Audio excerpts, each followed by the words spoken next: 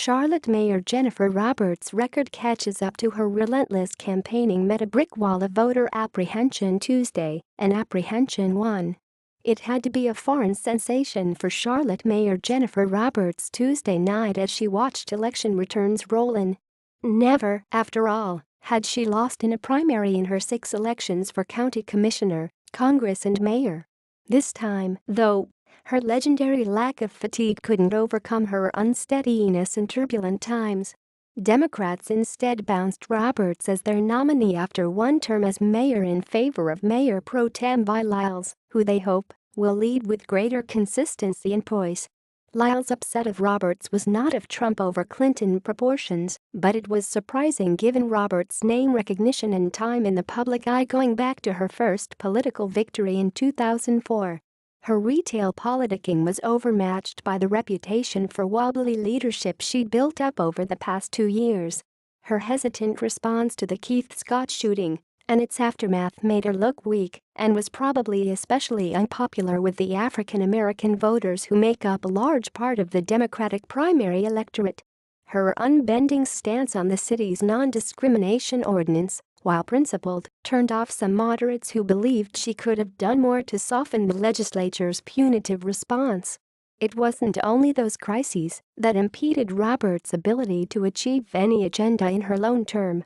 Her political approach strained relationships with council members, who hold most of the power. So now we have a November race that pits Lyles against Republican nominee Kenny Smith, a city council member who faced no real opposition Tuesday. It's shaping up to look a lot like the past several mayoral races, a Republican who is attractive to South Charlotte against a Democrat who appeals more to most of the rest of the city. In 2009, Democrat Anthony Fox beat Republican John Lasseter by 3 points. In 2013, Democrat Patrick Hannon beat Republican Edwin Peacock by 6 points.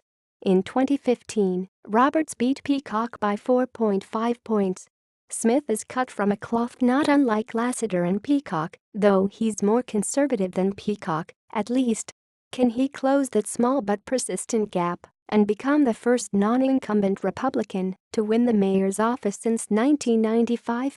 The smart money is against him, but it's definitely a winnable race with a small turnout and a smart campaign.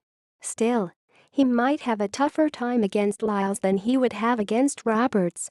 Against Roberts, he could have made the election a referendum on her competency and unsteadiness as a leader. Lyles, though, is a former assistant city manager and budget director with more than 30 years of municipal experience. No one can credibly question her competence. Smith is level-headed as well and has at least one advantage entering the fall: a fat bank account. At the end of August, he had $325,000 on hand, compared with Lyles' $43,000. With registered Democrats outnumbering registered Republicans by more than a 2-to-1 margin, he'll need to spend every penny wisely.